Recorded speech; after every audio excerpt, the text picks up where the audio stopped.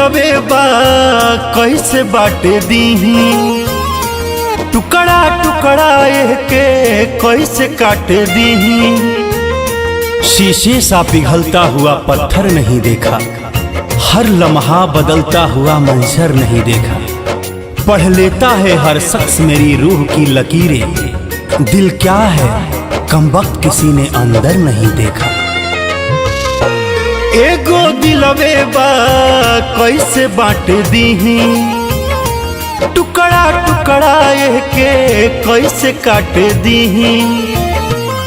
कैसे करी उनके याद कवन करी फरियाद, जे दिलावा के सौदा हमरा बाद कैले बा।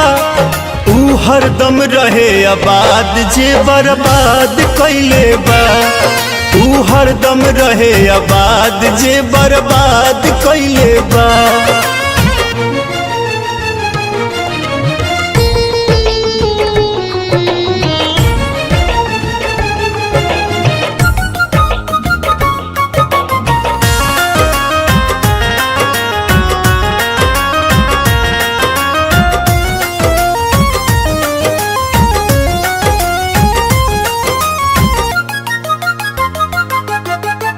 शीशा से भी ढेर चमक के, फूलों से भी ज्यादा गमक के।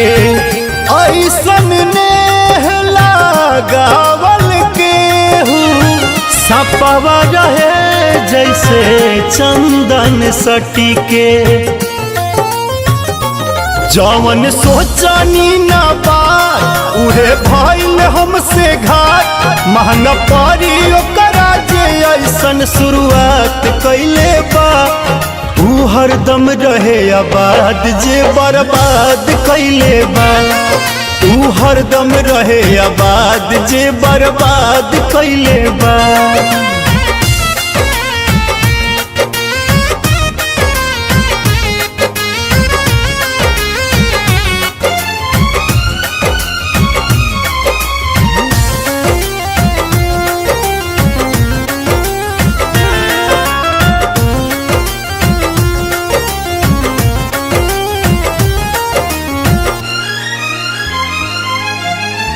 रोआ रोआ टूट गइल बा, जब से संगत छूट गइल बा।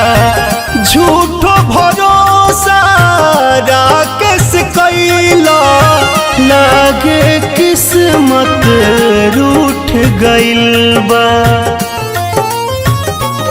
राज सहल से समझावा, प्यार झूठा हो बतावा। सोना जैसन हमारा दिल के आधे आध कैले बा। ऊ हरदम रहे आबाद जे बर्बाद कैले बा। ऊ हरदम रहे आबाद जे बर्बाद